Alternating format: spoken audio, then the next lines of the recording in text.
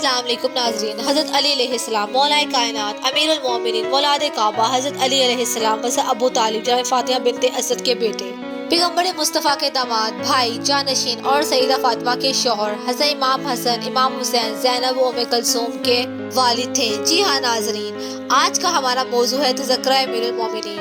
Video میں آگے بڑھنے سے پہلے ہمارے چینل کو لائک اور سبسکرائب ضرور کیجیے گا۔ آپ دیکھ رہے ہیں دور نظر سیدہ بینش کے ساتھ۔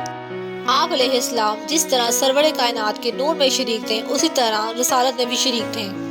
میدان جنگ آپ ہر موقع پر سرکار دو عالم کے پیش رہیں۔ آپ علیہ السلام نے وہ کارہائے نمایاں کیے جو کسی صورت میں بھلائے نہیں جا سکتے، اور کیوں نہ ہو جب آپ کا گوشت پوش رسول کا گوشت پوش تھا، اور علی علیہ السلام پیدا ہی کیے گئے تھے اسلام اور پیغمبر اور اسلام کے لیے۔ دنیا حضرت علی کی نگاہ میں کیا ہے؟ یہ ایک مسلمہ حقیقت ہے کہ حضرت علی دنیا اور امور دنیا سے حد درجہ بیزار تھے۔ آپ نے دنیا کو مخاطب کر کے بار بار کہا، اے دنیا جا میرے علاوہ کسی اور کو دھوکہ دے، میں نے تجھے طلاق دے دی ہے، جس کے بعد رجوع کرنے کا سوال پیدا ہی نہیں ہوتا۔ ابن طلحہ شافعی لکھتے ہیں کہ ایک دن حضرت علی نے جابر ابن عبداللہ انصاری کو لمبی لمبی سانس لیتے ہوئے دیکھا تو پوچھا، اے جابر کیا یہ تمہاری ٹھنڈی سانس دنیا کے لیے ہے؟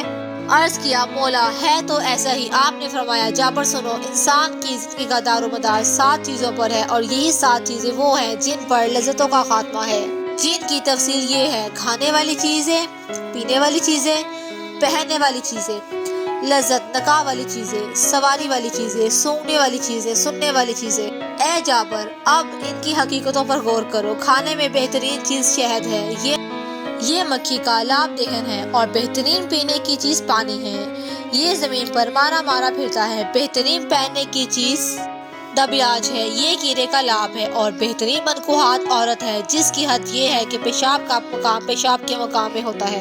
دنیا اس کی جس چیز کو اچھی نگاہ سے دیکھتی ہے، یہ وہی ہے جو اس کے جسم میں سب سے گندی ہے، اور بہترین سواری کی چیز گھوڑا ہے جو قتل و قاتل کا مرکز ہے، اور بہترین سونگنے کی چیز مشک ہے جو ایک جانور کی ناف کا سوکھا ہوا خون ہے، اور بہترین سننے کی چیز گانا ہے جو انتہائی گناہ ہے۔